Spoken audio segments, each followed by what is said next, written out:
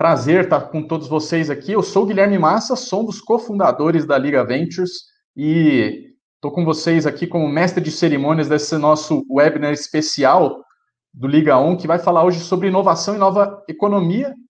E a gente quer ajudar muito como executivas e executivos podem mudar a mentalidade nas empresas tradicionais.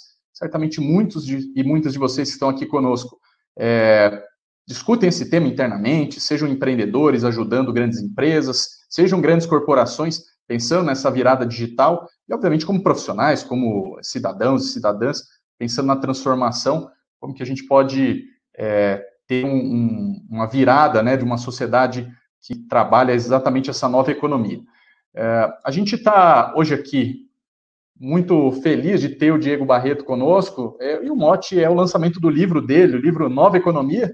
Estou aqui já com um exemplar, então está aí nas livrarias, imperdível para todo mundo, tem audiobook, tem um monte de formas de você aproveitar o seu livro, lançado agora, em maio de 2021, vai falar, como eu expliquei, de mudança de mentalidade acima de tudo. O livro vai, obviamente, contar muito sobre histórias de negócio, mas é muito legal como o Diego vai passando muito pelo esse lado humano, né, da transformação das pessoas e como isso impacta no ambiente de negócios. Vou já introduzir o nosso ilustre convidado aqui, grande parceiro já de alguns anos aqui nos colaborando com a Liga, trocando muita figurinha também, ajudando a própria Liga. O nosso convidado hoje ele é natural do Triângulo Mineiro e também é filho de empreendedor da economia tradicional, no ramo de logística. Ele começou a carreira dele lá com os 2 pés na velha economia, foi cursar Direito na PUC de São Paulo, fez MBA na renomada escola IMD Business School, lá na Suíça, e começou a carreira num escritório de advocacia bem tradicional daqui de São Paulo, Matos Filho. Depois foi seguindo para Lopes Consultoria Imobiliária, AES, Suzano, e cumprindo essa trajetória dele na economia mais tradicional. E em algum momento ele chegou até a posição de diretor financeiro com 27 anos. Então é desses exemplos que a gente tem de meninos prodígio aí do mundo dos negócios, do ambiente corporativo. Mas em algum momento ele se cansou dessa vida muito estável, da carreira muito tradicional e linear, e resolveu adentrar o mundo das startups. Começou pelo ingresso rápido, e depois, mais recentemente, passou para o iFood, onde hoje ele é o vice-presidente de estratégia e finanças, ambas empresas da Movile. Se descobriu na nova economia como mentor de startups aqui na Liga, também na Endeavor e na 500 Startups, é professor na FIA, já lecionou também na Casa do Saber, é autor de 2 livros, pai de 2 crianças, e o nosso convidado hoje, ele é claramente uma pessoa inquieta, um profissional inquieto, um cidadão inquieto, e que admite no seu livro que não foi fácil lidar com vários dos elementos da nova economia, desde acessar bancos de dados SQL até lidar com feedbacks radicalmente transparentes dos colaboradores sobre a postura que ele tinha como gestor. E hoje ele está com os 2 pés na nova economia. Diego, super bem-vindo aqui ao Liga On, prazer, uma honra ter você. Como que foi essa história com a nova economia? Foi ela que te pegou ou você que chamou ela para sair? Muito bem-vindo. Fala, Guilherme. Cara, super obrigado pelo convite. É um prazer enorme estar aqui na casa. Eu sou um fã, você sabe disso, já te falei. Escrevi no livro, né? Eu sou um fã pessoal de vocês, do projeto, de tudo que vocês têm feito. Cara, a nova economia, ela foi fruto de 3 grandes fatores. O primeiro deles, eu sempre fui um cara muito inconformado com o que acontece no Brasil. O Brasil é um país tacanho, tradicional, inova pouco, pouca tecnologia proprietária, gera muito pouca mobilidade social para as pessoas. É um país de homens brancos, heterossexuais, da região sudeste do Brasil, brancos, enfim. O Brasil, infelizmente, é um país muito tradicional. Acho que não existe palavra que define melhor. Isso sempre me incomodou, por algum motivo, e eu gosto desses privilégios, né? Nasci com essas características, uma família de classe média, sou branco, meus pais me deram todo o estudo possível, mas isso sempre me gerou incômodo. O segundo ponto veio da academia. Quando eu fui estudar no IMD, foi em 2014, o Brasil vinha, né, se você se lembrar, de anos áureos, né, o boom das commodities fez o governo Lula e depois o próprio governo Dilma entregar crescimentos extremamente interessantes que o Brasil não via há décadas, de uma forma sequencial como a gente viu lá. e numa aula de economia bem densa, bem pesada, o professor, um alemão, vira durante a aula e fala, olha, é um grande exemplo de países que são ruins porque não têm determinadas características, é o Brasil. E aí, o lado um pouco passional, né? Como assim o Brasil? Olha o que a gente fez nos últimos 10 anos. Ele falou, mas isso não vai se sustentar nunca. E o motivo, e aí ele entra nessa discussão, que a gente talvez possa falar um pouco mais aqui, o motivo é que o Brasil nunca tinha até então gerado a sua nova economia. Então tem, acho que, um lado acadêmico, e tem o último lado, que é, quando eu volto para o Brasil em 2015, eu fico super tentado com essa discussão intelectual, mais essa pessoal meu do incômodo, e eu resolvo descobrir parte dessa possível nova economia que estava sendo criada lá em 2015, mentorando startup. Nessa tentativa, eu chego na Liga. Me lembro de lá um dia, né, todo engomadinho, chegar lá, era diretor financeiro da Suzano Papel e Celulose, todo tradicional. Cheguei lá, falei, pessoal, eu queria mentorar startup. E um amigo meu me apresenta lá, na época, para o Rogério, e aí começa todo um processo em que, eu inclusive menciono isso no livro, né, eu começo na prática a ser mentorado, e não mentorar. As pessoas têm uma visão meio hierárquica, né, meio de status social.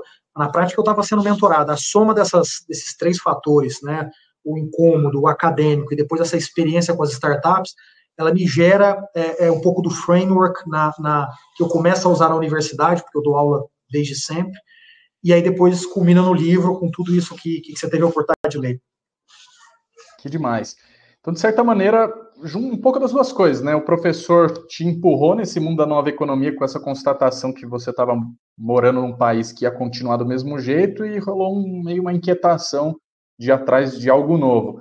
Mas Exato. Como que foi se jogar na piscina? Assim, no próprio livro você conta que, ia sair de uma posição super confortável, diretor financeiro, talvez você fosse ali aparecer na Exame em breve ali como, sei lá, CEO jovem do Brasil, e de repente, vou ganhar 60% a menos, né? Ou tem uma redução salarial muito grande, um ambiente totalmente diferente, muito voltado à tecnologia.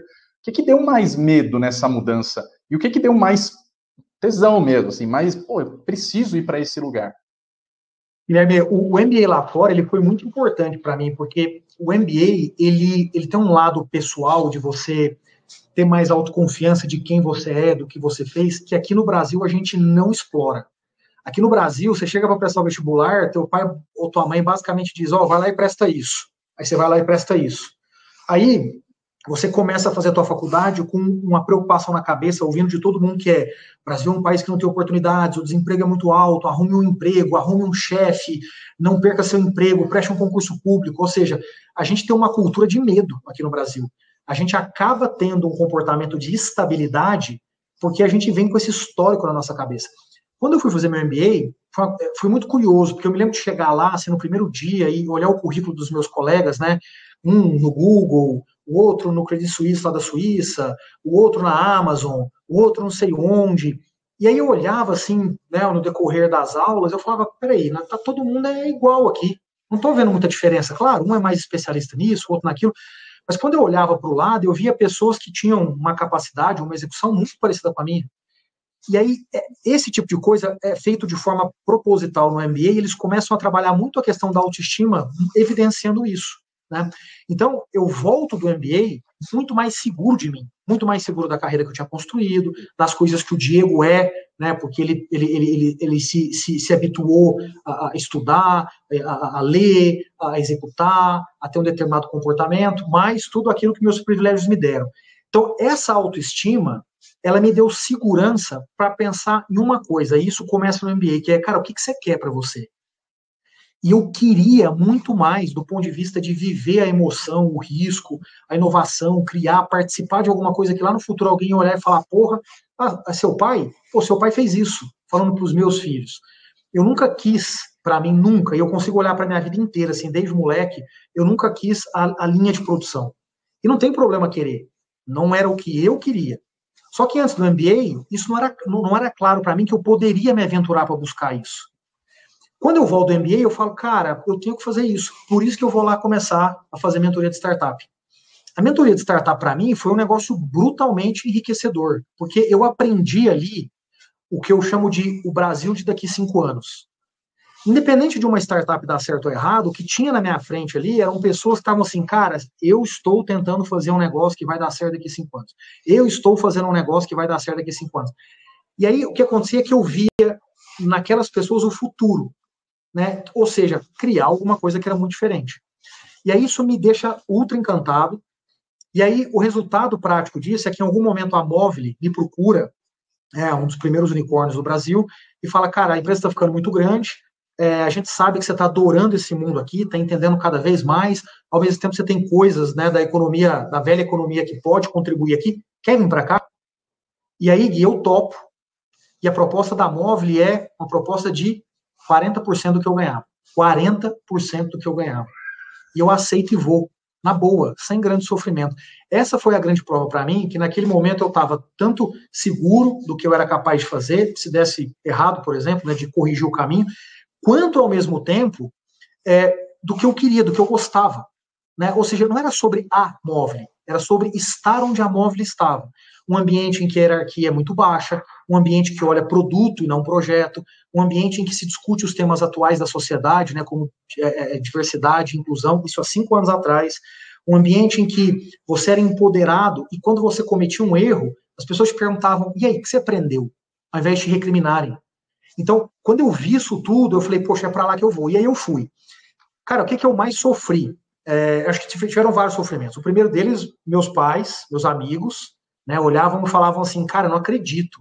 Você está na capa do Valor Econômico, como assim? Você vai sair dessa empresa? Suzano é uma puta empresa, e a Suzano é uma puta empresa. Mas a cabeça dos meus amigos, dos meus pais, ela se circunscrevia à história, e não o que eu queria.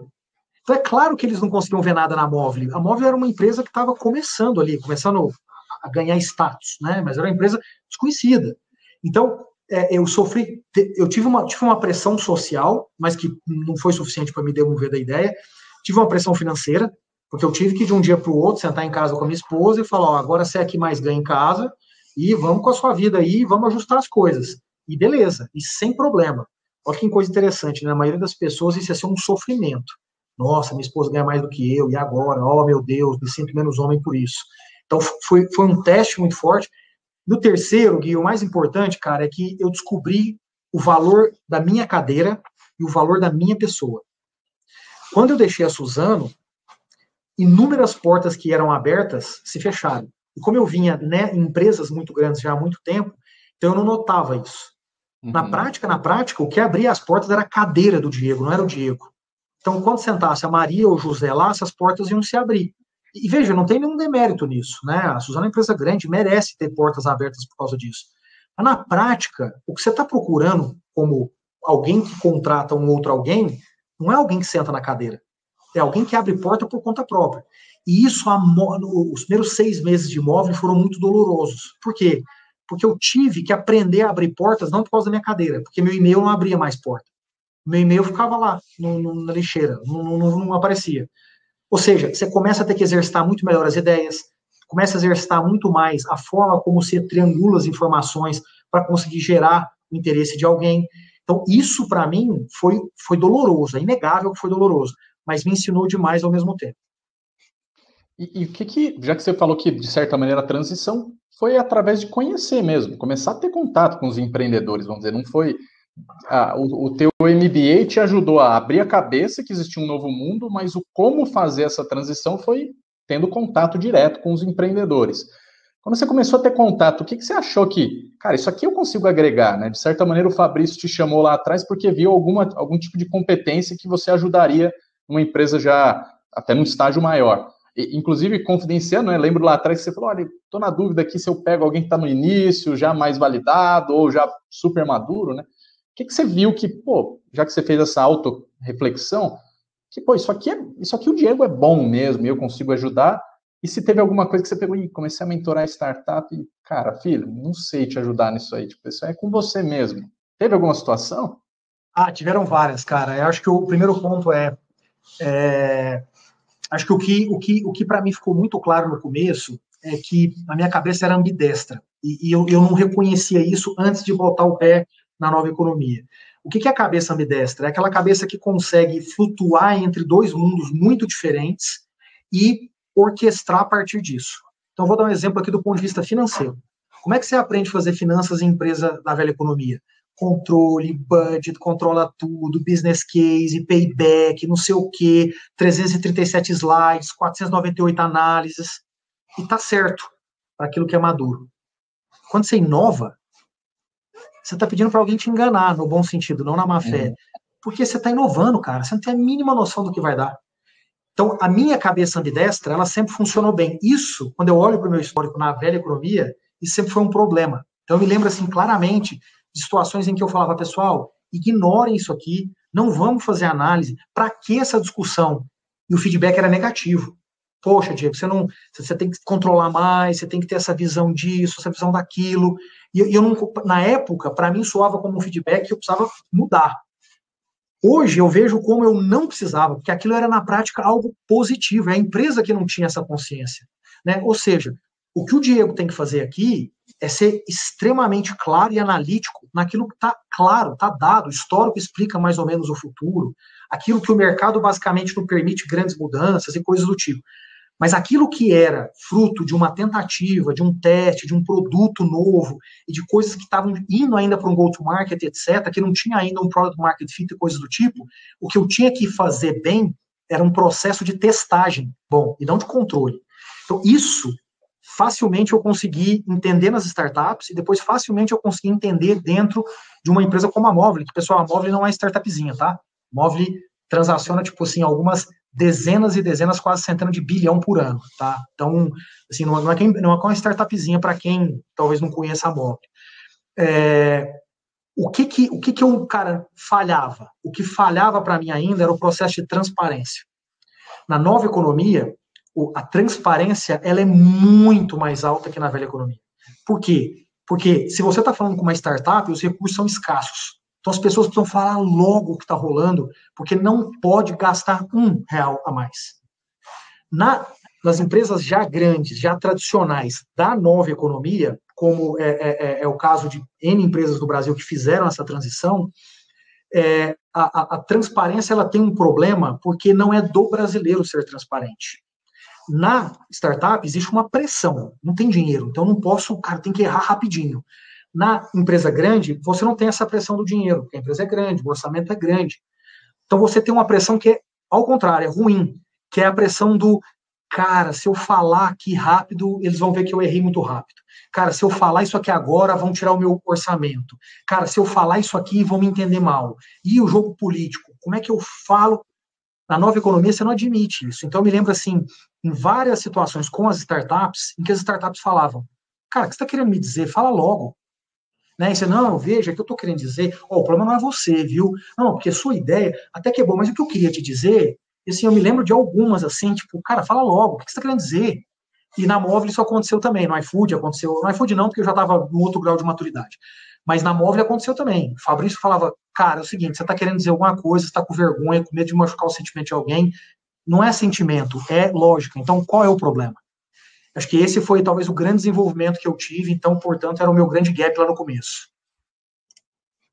Pegar um gancho do que você falou agora, que foi incrível, até juntando com o teu livro, ele faz uma digressão histórica, né, para a gente chegar nesse pensamento que você está retratando para a gente agora de ambiente mais fechado, controlado, por mais que você tenha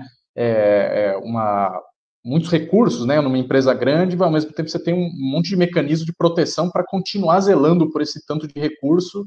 Em outras palavras, não pode errar nunca, né? Tem que ser, vamos dizer, seu sobrenome não tem que ser Barreto, tem que ser VPL, TIR, né? Coisas extremamente previsíveis.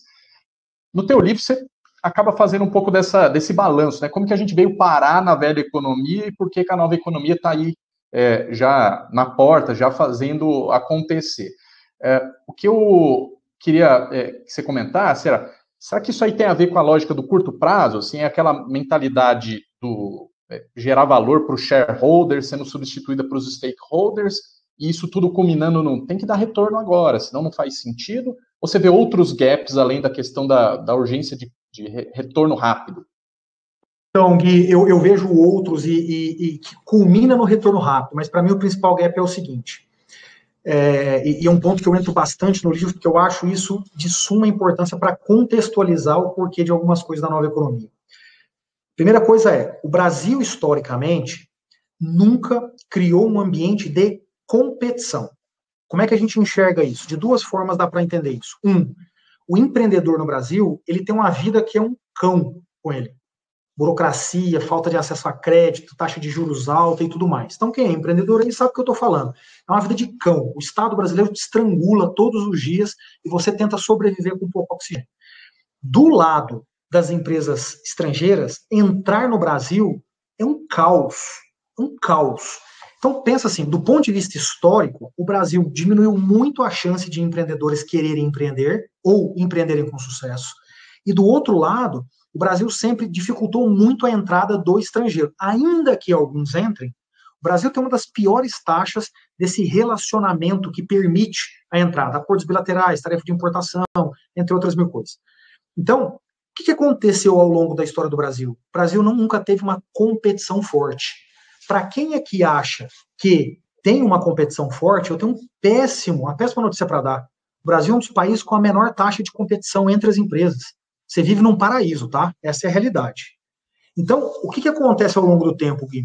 Ao longo do tempo, as empresas brasileiras que ficaram nesse meio do caminho, chegaram num certo patamar, conquistaram uma certa posição de mercado, elas não tiveram necessidade de continuar o tempo todo evoluindo. E, pessoal, quando eu digo evoluir, não é evoluir da direita, assim, tipo 3 graus, é 45 graus, tá? Netflix, final da década de 90, empresa é fundada vendendo DVD. 5 anos depois, para de vender DVD e começa a alugar DVD. 5 anos depois, começa a fazer assinatura. 5 anos depois, vai para o streaming. 5 anos depois, vai para o streaming com produção própria. Isso é ajustar modelo de negócio no ambiente competitivo. No Brasil não tinha necessidade de fazer isso. Parem para pensar. Qual foi a última grande inovação de um banco que te atende nos últimos 20 anos que você fala, uau, que legal, hein? Caceta, que mudança. Não tem. Não tem. As grandes evoluções que nós tivemos no Brasil, pessoal, em termos de prestação de serviço, em termos de geração de valor, veio das privatizações. Se eu te perguntar das privatizações, você vai se lembrar, pô, telefonia, hein? Pô, como melhorou, hein? Nossa, não, agora o telefone, ó, ficou acessível. Não, energia, não, agora o serviço comparado com 30 anos, muito melhor, e por aí vai. As privatizações fizeram isso. Mas as empresas brasileiras, de fato, não fazem. Então, o que acontece aqui na prática? Quando você não tem a necessidade de inovar 45 graus, de forma brutal, quando você não tem a necessidade de competir brutalmente, você pode trabalhar só com um projeto de curto prazo e alto retorno. Você pode se dar esse luxo. Então, por que as empresas fazem isso? Porque elas têm opção para fazer isso. Num ambiente competitivo, você não faz isso. Por que a Netflix faz tanto ajustes no modelo de negócio? E para quem acha que a Netflix é uma exceção, errado. Eu posso citar quantas empresas vocês quiserem do mercado americano, do mercado chinês, do mercado de Singapura, do mercado da Coreia, inúmeros, quantos vocês quiserem. Por quê? Porque existe competição. Então o cara não privilegia o quê? TIR. Não privilegia payback. Ele privilegia KPIs que mostram que o produto vai ter muita aderência com o mercado que ele opera. Na sequência, ele monetiza. E qual que é o papel, vamos dizer, você acabou fazendo, obviamente, formação em direito, mas você já está há muito tempo trabalhando com a parte financeira. E qual que é o papel dessa figura do financeiro para dar suporte nessa estrutura? Me parece que, geralmente, quando a gente fala da inovação, é mais o time de produto, de tecnologia, vamos dizer, a galera que supostamente na empresa paga para ser criativo, né? Daí vem, pô, mas meu papel é estratégia e financeiro. Como que essas coisas criam um ambiente que, de fato, você dá espaço para a inovação? Então, cara, finanças no Brasil sempre foi vista como uma área de controle, o que para mim é uma aberração. Aberração, porque controle você faz com o sistema. Você não precisa de um time com 700 pessoas para fazer controle. Se você tem uma empresa muito bem sistematizada, com um ótimo processo de digitalização, que permite às pessoas o tempo todo fazerem o catch-up de novas coisas a partir da digitalização, o controle é feito por sistema, não é por pessoa. Claro que sobra um delta de 10, 20%, que você sempre precisa de algo mais pontual e humano. Mas isso é muito pouco, tem que ser muito pouco. Mas o que acontece? As áreas de finanças, via de regra, elas se limitam ao que tange tecnologia, ao RP. RP, pessoal, não é tecnologia proprietária, é tecnologia de terceiro. Portanto, você não tem muita flexibilidade nisso. Quando eu falo de área de finanças ser digital, ter tecnologia própria, ela desenvolver. Mas como assim, Diego? É ela desenvolver. ela acessar o banco de dados, ela montar os front-ends dela, ela operar em linguagem de base de dados como SQL, ela ter um time capacitado em Python. Não é meia dúzia de pessoas, é a área inteira fazer isso. Quando você tem um time que tem esse skill, o que você faz? Você transfere o controle para o sistema e aí sobra tempo para fazer o que finanças tem que fazer. O que finanças tem que fazer? Finanças tem que orquestrar com base no que é essencial. Cara, que o pessoal está pegando o caderninho agora para anotar aqui. Está cheio de gente aqui da área de finanças que vai falar com o chefe agora, vai falar com o Diego lá de onde eles trabalham para, meu job description amanhã é esse aqui. Perdão, não, mas é sério, assim, para pensar, cara, primeiro ponto, assim, finanças tem que trabalhar no que é essencial e não em tudo. Para que ficar mandando Excel para 337 áreas, 498 linhas, 738 megas, 457 slides? Para quê? Finanças tem que atuar naquilo que é necessário, naquilo que desvia do trilho, naquilo que desvia porque você tem gestão sobre. Discussão dos trade-offs. Finanças não tem que atuar, ficar fazendo controle orçamentário na vírgula. Vai, Diego, você não faz? Eu não, o sistema faz. Eu não preciso de mim para fazer isso. Não precisa de ser humano para fazer isso. Precisa de digitalização. Então, o primeiro ponto, esse essencialismo de saber entrar efetivamente onde precisa. Contornar problemas grandes onde existem problemas grandes. E não ficar procurando pelo em ovo em todas as áreas da empresa. Então, esse é o primeiro ponto. Segundo ponto, finanças tem que ser parceiro do negócio. O que quer dizer isso? Você já ouviu essa expressão num monte de lugar. Parceiro do negócio significa você ter tempo disponível, por isso você não pode ficar gastando tanto tempo em controle, para poder ir discutir com o negócio os trade-offs, encontrar os trade-offs. O pessoal de logística, olha o que você está me propondo, olha a oportunidade que eu tenho no marketing. O que a gente deveria fazer para a empresa? Não para a sua área, para a empresa. Não para o seu orçamento, para a empresa. Vamos discutir o trade-off junto? Agora, como é que as empresas em finanças fazem? A finanças das empresas cria o orçamento para cada área e aí organiza, trabalha dentro do orçamento da área. Ou seja, cria um silo. Finanças gera silo dentro das empresas. Finanças não pode fazer isso. Finanças tem que trabalhar com trade-off. Ou seja, eventualmente, nesse exemplo meu aqui, logística perdeu o ímpeto por causa de alguma coisa, existe uma grande oportunidade lá no comercial. Leva para lá o recurso. É uma discussão de trade-off. E o terceiro ponto, hoje, com toda a interconexão que existe, interoperabilidade que existe, por exemplo, no mercado financeiro, e a interconexão de informações, a interconexão de fluxos de pagamento, hoje finanças gera solução para o negócio. Hoje finanças tem condição de gerar, por exemplo, uma série de produtos financeiros que efetivamente podem ser abarcados nas soluções comerciais que são levadas para os seus clientes, pessoas físicas, jurídicas, etc. Então, é de suma importância que as pessoas entendam esse papel. Caso contrário, elas vão ser controladores para o resto da vida. Legal.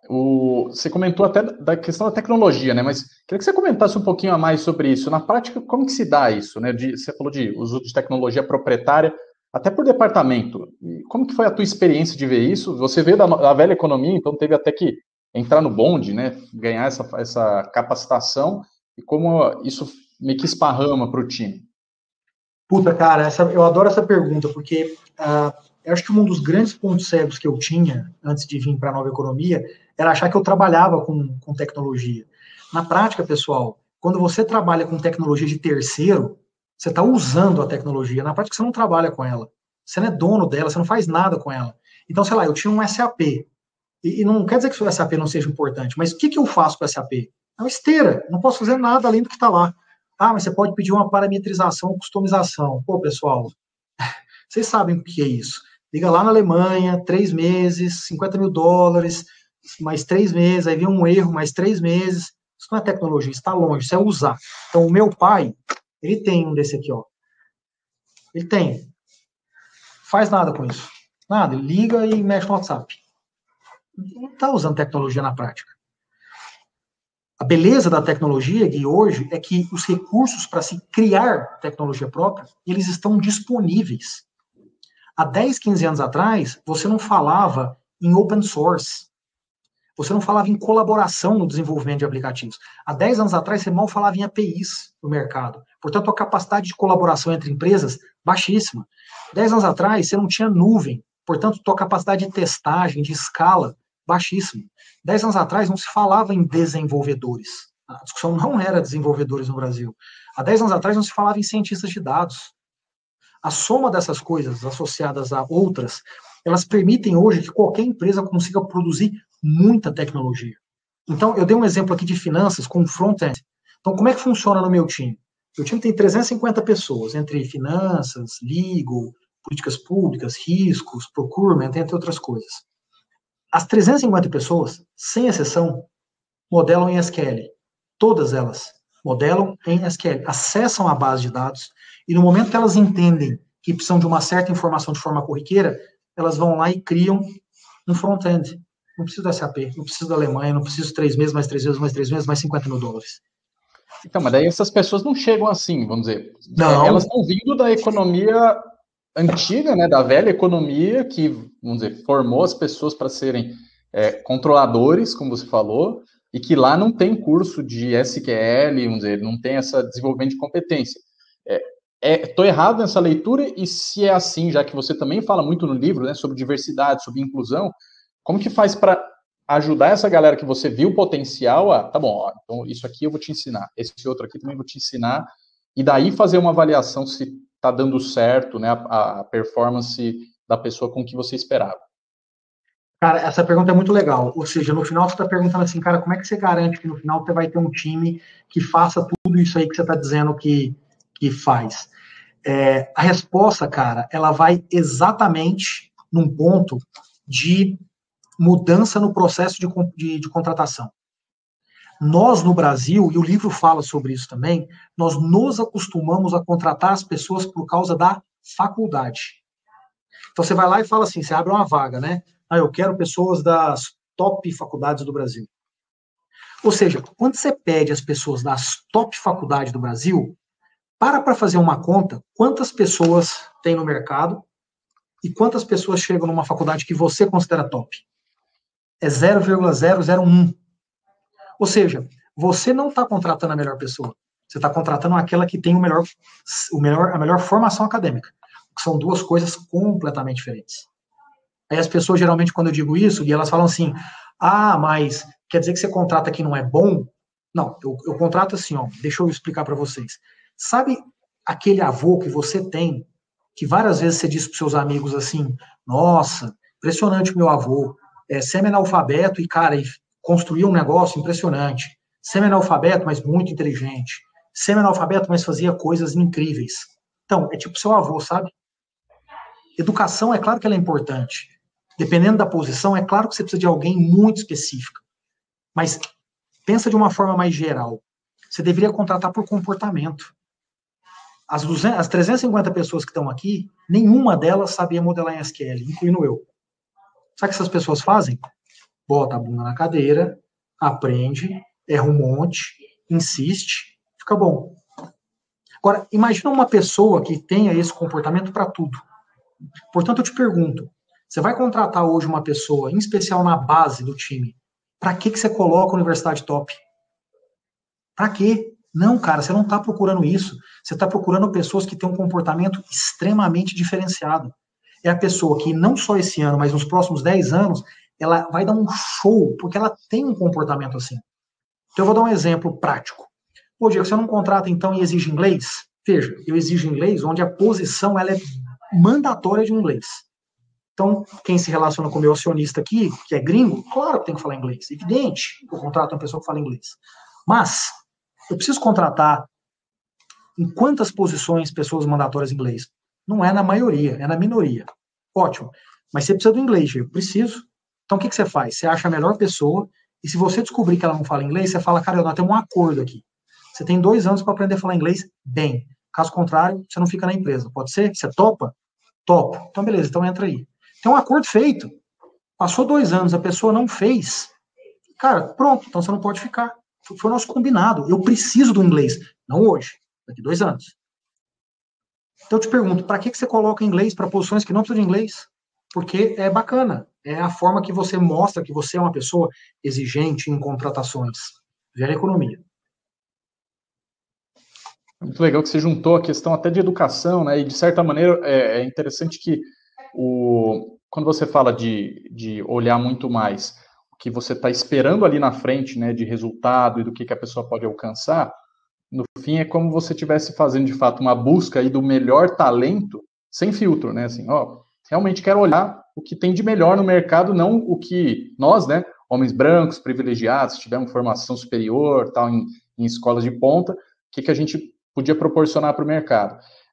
E que me faz voltar um pouco lá no gancho que você falou da transição da velha para a nova economia, né? Que você falou majoritariamente sobre a baixa competição, né? Assim, na verdade, as empresas estavam acostumadas a pequenos oligopólios ali no Brasil, e isso meio que perpetua esses modelos de negócio.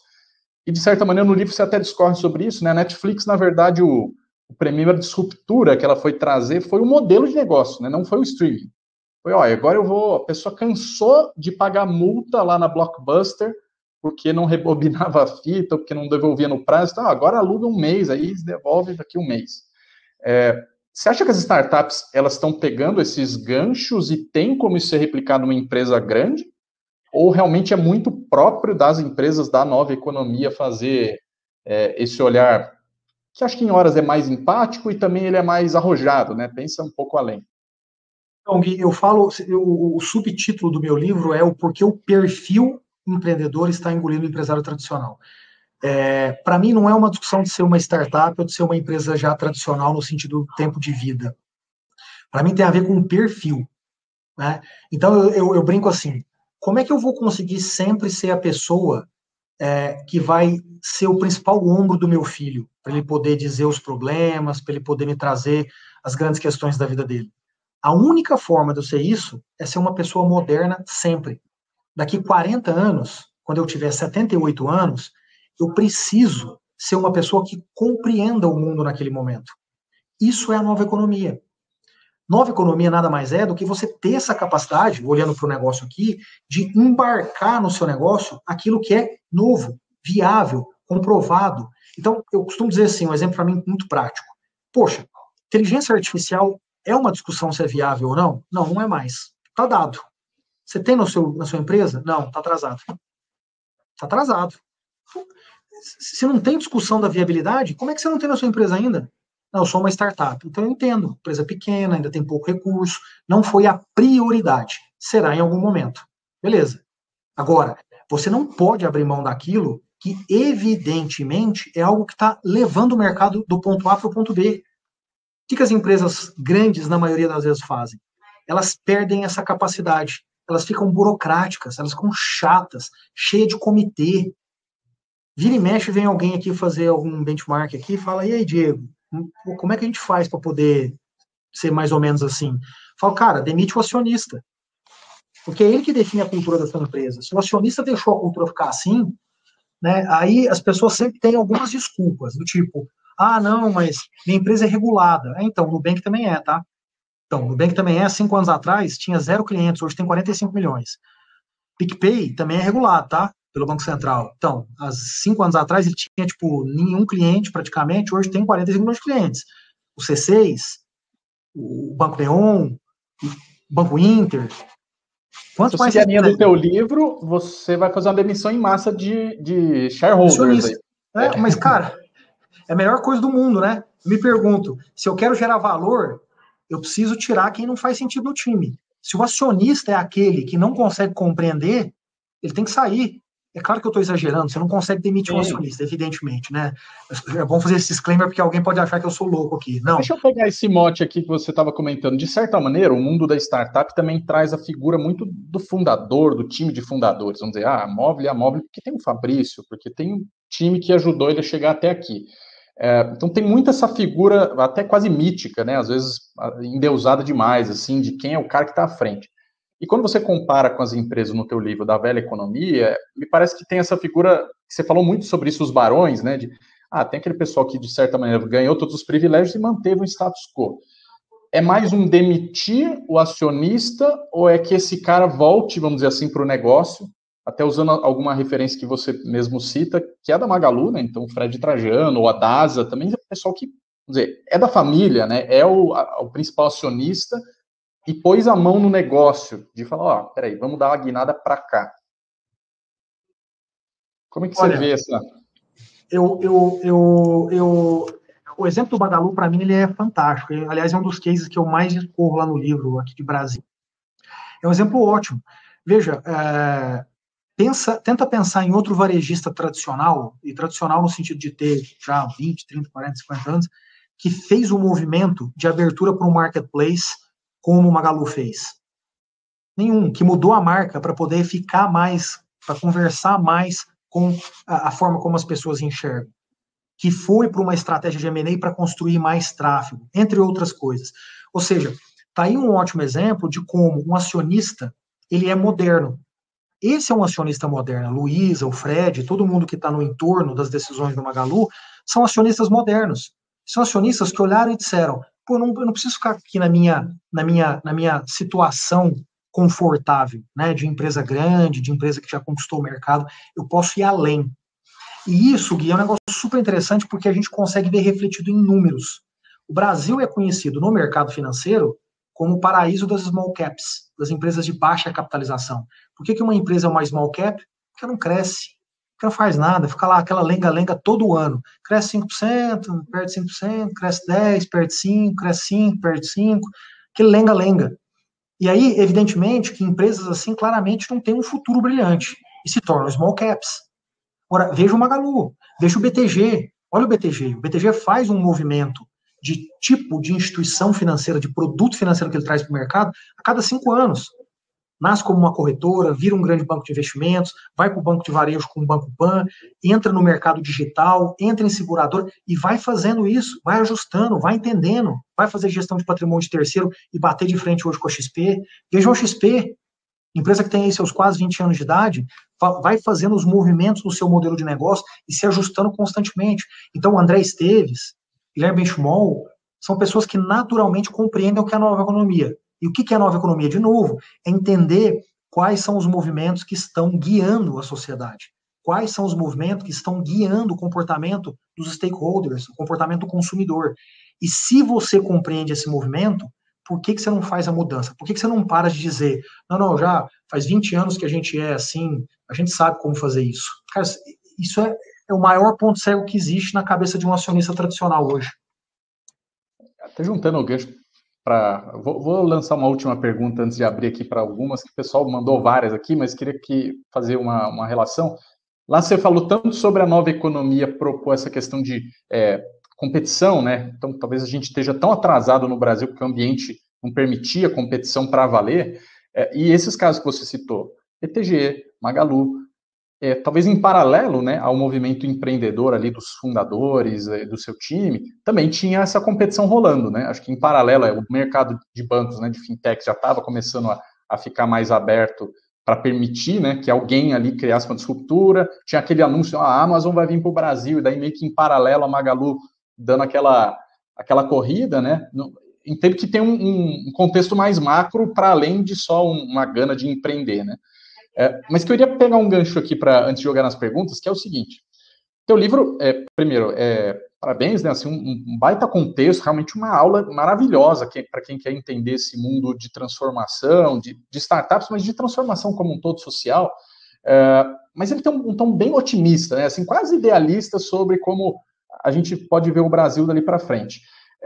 Só que no mundo do venture capital tem muita coisa que não é tão a história bonita, né? A gente vê muito na mídia sobre startups, são uma coisa mais promissora, mais arrojada, mais aberta, mas de alguma maneira startup na cadeia do captar atrás de, né, rodada atrás de rodada para tirar os concorrentes ou para ganhar vantagem competitiva, não é o novo barão ladrão aí da história?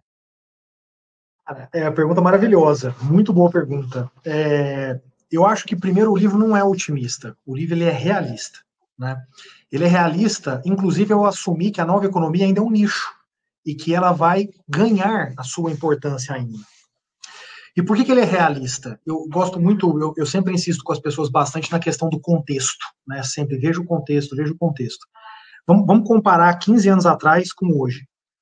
Se a gente pega a curva do número de startups ao ano nos últimos 15 anos, ela é assim. Se a gente pega a curva do número de venture capital estrangeiro aqui no Brasil, nos últimos 15 anos, cresce. Venture capital nacional, cresce. Força do ecossistema. 15 anos atrás não tinha liga. 15 anos atrás, Endeavor era praticamente inexistente, 15 anos atrás não tinha Cubo, 15 anos atrás não tinha Google Campus, 15 anos atrás não tinha Nova Bra, 15 anos atrás não tinha quase nada do ecossistema que existe hoje. É assim. 15 anos atrás, a taxa de juros era alta. Todos os fundos colocavam, todos os family offices colocavam dinheiro onde? Fundo de renda fixa. E hoje, cresce exponencialmente na alocação com mais risco. 15 anos atrás, nenhum estudante brasileiro saía dizendo, eu quero ser um próximo empreendedor. Hoje, as pesquisas mostram, o interesse aumenta ano após ano. 15 anos atrás, as pessoas saíam para fazer os programas de trainee tradicionais. Ambev, Citibank e tudo mais. Hoje as pessoas saem para poder trabalhar em startup também. Então veja que a formação ela é muito forte. E aí, Gui, o que eu fiz, cara? Eu fui estudar o efeito dessas empresas e dessas pessoas no microcosmo delas. Quando você pega 90% dos founders que fizeram exit, parcial ou integral, e tiveram uma boa quantia de dinheiro na mão, o que esses caras foram fazer? Foram reinvestir em startup. Os caras não foram montar um family office e ficar lá deitado lá em Salvador, ou aqui na Faria Lima, brincando de ratinho de laboratório, operando no mercado financeiro. Pega o Paulo Veras, tem mais 20, 30 startups. Ariel, lá da 99, mais 20, 30. Romero do Buscapé, tá lá na Redpoint, investindo. Pega o pessoal do Atlântico, são todos ex-founders de empresas. Pega o pessoal da North Ventures, todos founders e ex-founders de empresas. Então, o que eu quero dizer é, a primeira coisa, tem uma diferença enorme entre o empresário e o empreendedor. E empreendedor, pessoal, não quer dizer o cara da startup, tá? De novo, é o perfil empreendedor. Esse cara, ele é louco pela ideia. Ele é maluco pela ideia. Ele quer a próxima, ele quer mudar, ele quer romper. Pô, Diego, mas na velha economia não tem isso? Na fundação teve. Mas na medida que você vai passando o patrimônio para frente, você não necessariamente cai na mão de empreendedores. No caso do Magalu, isso aconteceu. Tá aí o Fred para provar isso. Mas em boa parte das demais empresas, o que acontece na estrutura? O family office sobe, cresce, fica gordo, tem que ficar distribuindo dividendo. Aí não tem como. Aí não tem dinheiro mesmo para investir em inovação. Então esse é o primeiro ponto. O segundo ponto é, quando você olha para o ambiente da nova economia, o nível de transparência é muito maior. Por quê? Dentre vários outros fatores, porque é uma lógica mais de produto e menos de projeto. A lógica de produto, ela te obriga a trabalhar com transparência. Então o ambiente vai se acostumando com isso. O que acontece como próximo efeito? As pessoas ficam mais suscetíveis a entender o que está acontecendo. Por que o tema diversidade, inclusão, sustentabilidade e ética nasce tão rápido numa startup? Porque as pessoas são mais suscetíveis ao que está acontecendo, são mais transparentes, elas ouvem. O problema, esses problemas que a gente mencionou agora, não é um problema de agora, é um problema de décadas, séculos. Mas me lembra aí, há 20 anos atrás, quem que discutia isso no Brasil, das empresas da velha economia? Quem era a empresa que falava isso de forma séria, que divulgava os dados, colocava a meta na rua e ia buscar? Ah, Diego, mas agora faz. Que bom, parabéns, as pessoas evoluíram, fico super feliz. Acho que a onda do SG agora é um pouco prova disso, né, da tua tese, né? Tipo, Total. Você fala de impacto social, ambiental, tipo, exatamente. Um give back, né, social, assim, e que agora que esse assunto está ganhando uma proporção maior, talvez pelo encaixe com a nova economia, né? Exatamente, porque ela provoca isso, né? Lembro na liga aí, o Juliano, né, da Big Green. Pô, é um cara que, assim, quando o Juliano discutia isso há 5 anos atrás, você não via essa discussão no Brasil, né? Não existia essa discussão no Brasil. E o Juliano ia conversar isso com as pessoas não entendiam ele. Tipo, o que é isso que você está falando? É uma horta. Não, cara, vai muito além disso. As pessoas tinham dificuldade de entender. Então, o que eu acho, Gui, quando você soma esse perfil de quem busca sempre a ideia, com essa transparência para entender o que está acontecendo, você tem aqui um efeito muito mais forte, muito mais positivo. São pessoas, por exemplo, que não tem problema em falar o que pensam. Para quem não acompanha, o Sérgio, lá da Créditas, cara, o Sérgio mete a boca no balão. Vai lá e fala, esses bancos estão fazendo não sei o quê, que absurdo. As pessoas têm coragem de falar. Sabe por quê? Porque não tem esse jogo de compadre. Tipo, não, tal, não sei o quê, a gente não fala, porque a gente senta lá na associação, né? Não podemos falar mal um do outro. Não tem dessa. Não existe essa discussão. Essa galera fala. Sabe por que fala? Porque é verdade. Porque tem que falar mesmo quando é um problema. Então, o que eu sinceramente acho é que existe aqui uma geração que vai mudar esse país. A gente vai ver esses efeitos ano após ano. E a gente vai começar a notar, quando essas empresas daqui a 5 anos tiverem 10 vezes mais o tamanho que elas têm, esse efeito vai ficar mais claro. Eu já vejo ele aqui, por exemplo, a questão da solução da mão de obra de tecnologia. Já existe uma altíssima é um exagero, mas um processo para se tornar uma altíssima colaboração entre as empresas para formar mão de obra. Quando você olha para o Estado brasileiro, mão de obra, tecnologia, gente que vai ganhar muito dinheiro, vai ficar rica, vai fazer seu negócio, etc. Quando você olha para o histórico brasileiro das grandes empresas, eles não são formados de mão de obra de altíssima qualidade, pegando a pessoa pobre e levando até lá. Forma na base. Né? Vai virar torneiro mecânico, borracheiro, não sei o quê, que não tem nenhum problema. São profissões extremamente valiosas e têm seu mérito. Mas o ponto é abrir outras opções. As empresas de tecnologia estão fazendo isso. Muito bom. Eu vou colocar 2 perguntas para a gente fazer a pergunta e resposta em 1 minuto para dar tempo aqui de fechar. Estamos nos 5 minutos finais, então vou te pedir aquela ajuda também para ser direto e reto aqui nas perguntas. O Wilson mandou o seguinte, Wilson Trevisan, obrigado para o pessoal de todas as perguntas aí, o time ajudou a fazer alguma curadoria. Falando em números, por que a gente vê startups ficar tantos anos sem dar lucro e mesmo assim atraindo um monte de investimento? Eu adoro essa pergunta, cara, adoro essa pergunta. Direto e reto aqui. Eu adoro essa pergunta, adoro. Obrigado, Wilson, mandou a pergunta que a gente combinou, então. Wilson, animal, Wilson, sabe por quê? Na velha economia, como eu já disse antes, a competição é muito baixa. Então, o que acontece? O mercado não cresce, as pessoas não fazem nada diferente, fica lá todo mundo naquele lenga-lenga por 50 anos e todo mundo ganha dinheiro. Então, não precisa mesmo de arrojo. Não tem necessidade de arrojo. Está tudo dado. Está tudo dado. Pessoal, o Brasil tem a maior taxa de retorno de banco no mundo. Ah, Diego, mas tem que ser maior que os Estados Unidos. É evidente, faz a conta matemática, tem que ser mesmo. Mas não o que acontece aqui. Dá uma olhada no que acontece. É uma coisa impressionante o que acontece no Brasil. E aí, cara, o que acontece? O mercado é desse tamanho. O dia que entra uma startup que descobre que cada dia mais os clientes vão gostando do produto dela, olha o tanto de mercado que falta para ela ainda. Os grandes já estão estabilizados, já estão dividindo esse bolo aqui em 4, 5, 6 empresas. A startup vai indo e fala, opa, meu produto o pessoal está gostando, vou embora. Está gostando, eu vou embora. Está gostando, eu vou embora. Aí eu te pergunto, você deveria, como um empreendedor, acelerar o seu crescimento se os indicadores de responsivos do cliente são muito positivos e o economics fecha, você deveria investir mais para rapidamente ganhar o máximo de mercado que você puder, ou você deveria esperar? Se você é uma das pessoas que espera, sua empresa vai ser comprada. Ou uma empresa grande vai trabalhar muito forte em precificação para reduzir preço e tirar o teu gás, a tua capacidade. Legal. Tem uma pergunta aqui também do Giovanni Martins, e juntando um pouco com a da Ana aqui, a Ana Yavakial, é isso? O Giovanni pergunta o seguinte, o que deve estar no coração aí desse executivo ou executiva da velha economia tentando fazer a transição? Até acho emblemático, porque você é um cara super jovem que fez essa virada. Eu acho que muita gente deve pensar, não, mas eu já tenho mais idade, eu não estou mais para isso, eu estou há 20 anos nessa empresa aqui, o que eu vou fazer no mercado? E o que poderia ser um gancho para a pessoa fazer essa transição? E a Ana colocou meio que junto, né, sobre essa nova economia não ser mais colaborativa em vez de competitiva aqui na história das vantagens, né? Eu acho que as coisas se conversam, queria que você comentasse um pouco. Cara, eu acho que primeiro, assim, essa transição, ela é uma transição ultra factível. Só que você tem que querer, né? Então eu vou dar um exemplo aqui prático. Eu adoro fazer esses exemplos bobinhos, assim, para tangibilizar na cabeça das pessoas. Se você decidir mudar para a Suíça para ter qualidade de vida e segurança, a Suíça, as coisas fecham às 7 horas da noite. Você está disposto?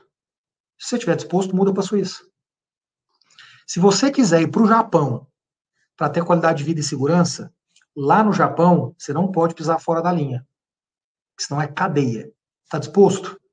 Então muda para o Japão.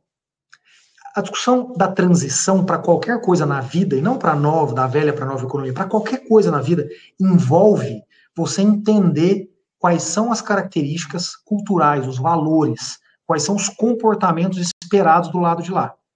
Então, esse é o primeiro ponto. Se você olha para isso e não se vê nisso, não tem por que você fazer a transição. E não tem nenhum problema ficar na velha economia. Isso não é um demérito. Ela só não vai te dar a chance de trabalhar com coisas que são extremamente modernas. Por exemplo, modelos de gestão extremamente ágeis. Se você acha que o seu modelo de gestão é ágil, calma, hein? Melhor pesquisar antes. Todo mundo acha que agora tem modelo de gestão ágil. Todo mundo acha isso agora. Então, esse é o primeiro ponto. O segundo ponto é você efetivamente se mostrar para isso, se preparar e se mostrar. Então, quando eu fui mentorar startup, não foi consciente, mas em última instância eu estava me mostrando, foi assim que a Movile me descobriu. Então, é natural que isso aconteça. Então, tem que ir para a rua, tem que ir fazer o dever de casa. E o dever de casa não é só ir falar no blá blá blá. Tem que ir lá meter as caras, como eu fui lá na Liga, por exemplo, e mentoro startup há anos, não ganho um centavo, nunca ganhei uma participação. Aliás, quem me oferece, eu digo não aceito. O que é isso para mim? Isso é ir lá, botar as caras e aprender. Se você faz esse processo, você automaticamente se prepara e ganha consciência para fazer esse movimento. Se você não consegue se dar bem fazendo nenhum desses dois processos, se preparando ou conhecendo o que tem do lado de lá, então é melhor você ficar onde você está. O que geralmente as pessoas fazem? As pessoas ficam bravas na empresa que elas estão, aí elas falam, eu preciso mudar, ir para essas empresas que são mais cabeça aberta. Não é assim, tá? Não é porque você ficou bravo de um lado que você vai se dar bem do outro lado. Não tem nada a ver uma coisa com a outra. Esses dias uma executiva de uma grande empresa nacional me ligou e falou, Diego, eu quero ir muito para a nova economia. Puta, eu tô aficionada. Aí eu falei, pô, que legal. Você iria para uma startup? Lógico, ambiente jovem, ágil. Eu falei, então, mas essas startups aqui, ó, que tem tudo a ver com você, hoje devem pagar 30% do que você ganha. Ah, não, mas aí não. Aí eu não tô afim. Ótimo, então você não está afim de ir para o Japão e mudar o seu comportamento. Então fica no Brasil sem segurança e sem qualidade de vida, não tem problema. Em relação à colaboração e cooperação, a nova economia ela é mais cooperativa por natureza. Veja, o que é a Liga, em última instância? Um puta processo de cooperação. Puta de colaboração. Né? Puta, o pessoal me liga e fala, cara, vamos fazer não sei o quê? Na hora. Porque as pessoas têm uma outra cabeça, têm uma cabeça de ecossistema. As pessoas competem, as pessoas querem ganhar seu dinheiro, ter o seu lugar ao sol, não tem nada a ver com isso. Mas quando você não entra nos limites que afetam isso, as pessoas cooperam o tempo todo. Então, quando o exemplo que eu dei, por exemplo, da formação de mão de obra é um ótimo exemplo. Então, eu conheço um fórum, tem 20 empresas envolvidas que estão se organizando para formarem 300 mil pessoas nos próximos 5 anos no Brasil. Vai formar para quem? Formar para o Brasil. Aí depois você vai lá e compete para tentar adquirir. Então é da nova economia esse comportamento mais colaborativo. Demais. Está na reta final aqui, está chovendo de perguntas, eu vou tomar a liberdade de só estender uns 3 minutinhos aqui para fazer mais 2 perguntas. Uma que o pessoal ficou inquieto aqui de ouvir a tua explicação dessa virada e falou assim, cara, mas o Diego não vai ficar nesse lugar que ele está por muito tempo, ele é muito inquieto. Você pensa em empreender? O que é que você pensa como próximo passo de carreira, se é que isso passa pela sua cabeça? Eu quero ser presidente do Brasil, então eu tá quero... Aqui, ó, podem se inscrever aqui já pode deixar o seu voto para os afiliados. Não, é sério, eu falo isso, assim, as pessoas tomam o meu susto quando eu falo isso. Não é que eu quero subir no palanque e ser o candidato. Eu falo isso porque é uma outra coisa da nova economia que a gente aprende a sonhar grande, a gente sai daquele negócio daquela limitação do vira-lata, né? Fugiu a expressão aqui, como é que a gente fala lá? É o complexo de vira-lata, né? Complexo de vira-lata, exatamente. Então, as pessoas, a gente não tem muito disso. Sonha alto. Então, eu costumo dizer para as pessoas assim, eu quero ser presidente do Brasil. Isso não quer dizer que eu vou subir no palanque, isso quer dizer que eu quero ajudar esse país a mudar fortemente, de verdade, pesadamente. Quando você me perguntou lá atrás, por que você, né, o que te movimentou? E a primeira coisa que eu te falei eu sou revoltado com a forma como esse Brasil aqui cuida das pessoas, a forma como o Brasil gera oportunidade. Eu quero resolver isso. Então, daqui a pouco, minha estabilidade financeira vem, e aí eu vou sair, não preciso depender de ninguém, e aí eu quero ajudar o Brasil de alguma forma, vamos descobrir como, dependendo do momento. E vou pegar esse gancho aí, porque eu queria talvez colocar 2 lados da mesma moeda na pergunta. se lá atrás a gente falou se as startups unicórnio e essa onda assim, de coisas de alto crescimento muito baseado em venture capital, elas, acho que sabido, né? Foi assim com a Uber, foi assim com o Airbnb. Acho que no livro até você usa essa metáfora, que é quando a gente inventou o navio, a gente inventou o naufrágio também. E essas startups são conhecidas por gerar outros problemas sociais e que a mídia adora repercutir. Acho que vocês devem viver isso hoje lá com os entregadores. Lembro quando a gente estava como liga ainda lá no prédio da Avenida Paulista, ali na WeWork, e de repente rolou uma manifestação de motoboys ali contra a Log. Falei, cara, isso aqui é exemplo do novo com choque com o velho. Vão acontecer esses outros problemas. Como que essas startups estão se preparando para lidar com esses problemas? E do outro lado, já que você falou de sonhar com um novo país, né, de poder transformar, então qual que é o gap, né? O que está faltando para essas startups poderem viabilizar esse novo Brasil o quanto antes? Cara, eu acho que assim, a gente às vezes tem uma visão um pouco madura das coisas, né? Não existe um movimento de mudança que não gere incômodo. É natural. E o incômodo, às vezes, porque a pessoa que está lá não quer sair, porque está acostumada, ou porque tem alguma coisa errada mesmo. Então é normal, gente. Assim, as pessoas às vezes falam, nossa, mas não sei o que aconteceu, não sei. Pessoal, é assim mesmo. Assim, não existe diferente. Assim, você quer, eu costumo brincar assim, você quer virar um halterofilista? Você vai ter que chegar para sua esposa ou para seu marido e dizer, ó, não dá para assistir mais Netflix à noite, porque eu tenho que acordar muito cedo para ir para academia todos os dias. É isso, incômodo, gera um incômodo, mudança gera um incômodo. Então, a existência de incômodos por parte dos entregadores quer dizer duas coisas. Uma, tem coisas que eles estão falando que eu não estou ouvindo direito ainda, e eles têm razão e eu preciso ouvir. A outra é mudança incomoda. São essas duas coisas. E a gente muda. O iFood tem feito várias mudanças, assim como outras empresas de plataforma. Por quê? Porque elas vão descobrindo isso. A lógica antiga lá do move fast and break things não existe mais. As pessoas não usam mais esse argumento. Então, assim, esse é o primeiro ponto. Em relação ao impacto na sociedade, eu acho que a gente já tem vários. Só que a gente precisa lembrar, a nova economia ela é de nicho. Então, ela não consegue ainda se quantificar um valor absoluto muito grande. Mas vamos dar uns exemplos aqui. Pessoal, a quantidade de pessoas que saíram do nada, apostaram numa startup como empregados, ganharam stock option e já garantiram seu pé de meia, garantiram sua estabilidade, é de milhares. Na velha economia, quem ganhava stock option era meia dúzia lá do Olimpo. Só a turma lá de cima. Aqui no iFood, sabe quantas pessoas tem stock option? Tipo, 600 pessoas. 600 pessoas. Não é tipo diretoria. 600 pessoas. Tipo, isso é um benefício violento. Tem gente aqui que vai ganhar um dinheiro, vai comprar sua casa, ficar tranquilo. Tem gente que vai ganhar o dinheiro para poder empreender. Tem gente que vai ganhar dinheiro para poder ajudar o pai e a mãe que estão numa situação super difícil. Mas não é um saláriozinho. É dinheiro de verdade. Dinheiro de verdade. Porque o cálculo é no valuation. Gerou valor, meu amigo, ganha dinheiro.